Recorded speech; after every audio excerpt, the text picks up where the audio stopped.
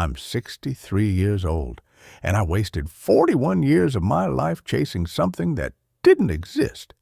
I'm not talking about a dream job or a failed business.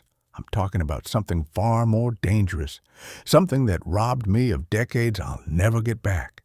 I was chasing approval, other people's approval, and it almost destroyed everything that mattered. Most of you watching this right now are doing the same thing. You don't even realize it. You think you're building a life, but you're actually building a performance. A performance for people who aren't even watching, for people who don't care, for people who will forget your name 5 minutes after you're gone. I know this because I was you. At 22, fresh out of college, I had dreams, big dreams. I wanted to write. I wanted to travel. I wanted to live simply and meaningfully. But everyone around me had opinions. My father said writing wouldn't pay the bills. My friends were all climbing corporate ladders. My girlfriend at the time wanted security, stability, a house in the suburbs. So I abandoned my dreams, not all at once, slowly, like bleeding out from a wound you don't notice. I took a job I didn't want because it impressed people at dinner parties. I bought a car I couldn't afford because it matched what success was supposed to look like. I worked 60-hour weeks for promotions I didn't care about because that's what ambitious people did. And here's the worst part. I told myself I was happy. I convinced myself this was what adult life looked like. Sacrifice now, enjoy later. Put in your time, pay your dues. All those phrases we use to justify giving away our lives piece by piece. Years passed. I got married. Not to that girlfriend, but to someone who fit the image I was building. We had children, bought a bigger house, took the vacations we were supposed to take, posted the photos everyone expected to see. From the outside, I had made it. From the inside, I was hollow, completely hollow. My wife knew. God, she knew. But we didn't talk about it. We talked about school districts and retirement accounts and which restaurant to try on Saturday night. We talked about everything except the truth. The truth that I was living someone else's life. The truth that every morning I woke up felt like putting on a costume. My kids grew up and I missed it. I was there physically, but I wasn't present. I was too busy thinking about the next promotion, the next impression to make, the next expectation to meet. I have memories of their childhood, but they feel like watching someone else's home videos, like I was never really there. Then, at 41, everything fell apart. My wife asked for a divorce, not angrily, sadly. She said she'd been married to a ghost for 15 years. She said she couldn't even remember who I really was anymore. She wasn't sure I knew either. 6 months later, I had a heart attack. Minor, but enough to land me in a hospital bed at 2 a.m., staring at fluorescent lights, wondering what the hell I'd done with my life. Lying there, tubes in my arms, I had a moment of perfect clarity. Nobody was coming to save me. No promotion was going to make this worth it. No amount of money or status or approval was going to give me back those 41 years. I had traded my one life, my only life, for the approval of people who didn't know me and wouldn't miss me. That's when I made a decision. A real decision. Not the kind you make on New Year's Eve that fades by February. The kind that rewrites everything. I was going to stop performing. I was going to figure out who I actually was and start living like that person mattered more than anyone's opinion. It wasn't easy. When you spent 4 decades building a persona, dismantling it feels like dying. I quit my job. Took a massive pay cut to do something I actually cared about. People thought I'd lost my mind. Midlife crisis, they called it, self-destruction. Throwing away everything I'd built. But here's what I learned. What I'd built wasn't mine. It was a monument to other people's expectations. And monuments are for dead people. I wasn't dead yet. I still had time to live. Not much, but some. I reconnected with my kids. Really connected. I apologized for the years I was absent. I told them the truth about who I was and who I'd been pretending to be. It was painful.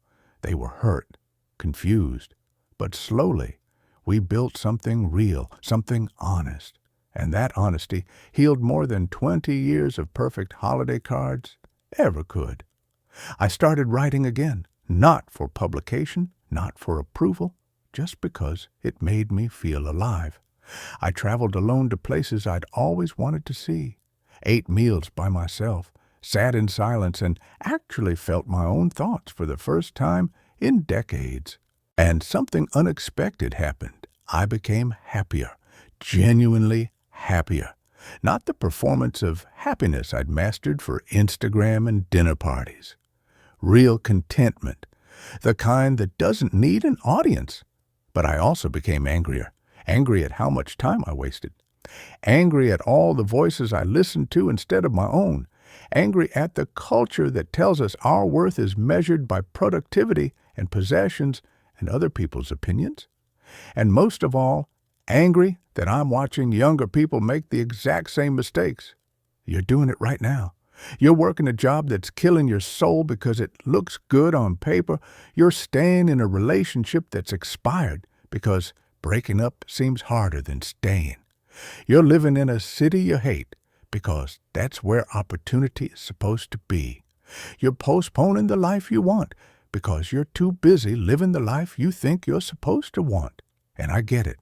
I understand the pressure, the fear, the very real concerns about money and security and what people will think. I had all those fears too. But here's what I know now that I didn't know then. The cost of living for other people is higher than any price you'll pay for disappointing them. Your parents will get over it if you don't become a doctor. Your friends will survive if you move away. Your ex will find someone else. Your colleagues will replace you. Everyone will move on. They always do, but you only get one life, and you're giving it away. At 63, I have maybe 20 years left if I'm lucky, maybe 10, maybe 5. Maybe I won't wake up tomorrow. None of us know. But I'll tell you this. These last 22 years of living authentically have been worth more than the 41 years I spent performing. Every single day I wake up now, I'm living my life, not a script someone else wrote for me. I want you to imagine something. Imagine you're 63, sitting where I am right now, looking back at your life. What do you see? Do you see decades spent being yourself, or do you see decades spent being who you thought you should be?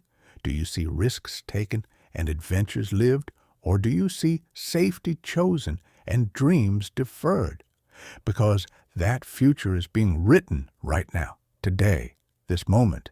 Every choice you make to please someone else, every dream you postpone, every authentic impulse you suppress, you're writing that story. And trust me, you don't want to be 63 looking back at a life you didn't actually live. So here's what I'm asking you to do. Stop. Just stop for one moment and ask yourself, whose life am I living? Be honest. Brutally honest. Is this job yours, or is it your parents' dream? Is this relationship real, or is it comfortable? Is this city where you want to be or where you think you should be? Are these friends nourishing you or just familiar? Then ask yourself the harder question. What would I do if nobody was watching, if there were no social media to post to, no family to impress, no society to please? What would you actually do with your one wild and precious life? Write that answer down, because that's your compass, that's your truth. And every day you spend ignoring it is a day you're betraying yourself. I'm not saying quit your job tomorrow. I'm not saying blow up your life recklessly, but I am saying start moving toward your truth. Even if it's just 1 degree at a time. Have the conversation you're avoiding. Take the class you've been postponing. Book the trip. Start the project. End the relationship that's already over. Begin the life you're too scared to start. Because here's the thing, Nobody tells you the fear of disappointing others never goes away. But the regret of disappointing yourself, that grows every single day until one day you're 63, making a YouTube video, begging strangers not to make your mistakes. You think you have time. You don't. None of us do. Not really. Time is the one thing you can't earn back.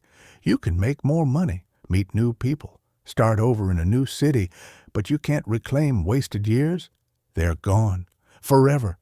I've lost count of how many funerals I've attended in the last decade, friends, colleagues, family members, and I've never, not once, heard a eulogy that praised someone for working overtime, for impressing their neighbors, for having perfect Instagram photos. Every eulogy is about authenticity, kindness, time spent with loved ones, adventures taken, risks embraced, lives fully lived. That's what matters in the end, not the performance, the reality, not who people thought you were, who you actually were. And the only way to have a eulogy worth hearing is to live a life worth remembering. Your life, not someone else's. I'm 63. I wasted 41 years, but I still have time to get this right. You have even more. Don't waste it like I did. Don't wait for a divorce or a heart attack to wake you up. Wake up today. Start living for yourself. Start disappointing the right people. Start building a life that's actually yours. Because someday, sooner than you think, you'll be sitting where I am. And the only question that will matter is, did I live my truth or did I live their expectations? Choose wisely. The clock is ticking. What are you going to do with your time? If this hit you, share it. Comment below what you're going to change. Subscribe because I'm not done talking yet. I've got more truth to share while I still can.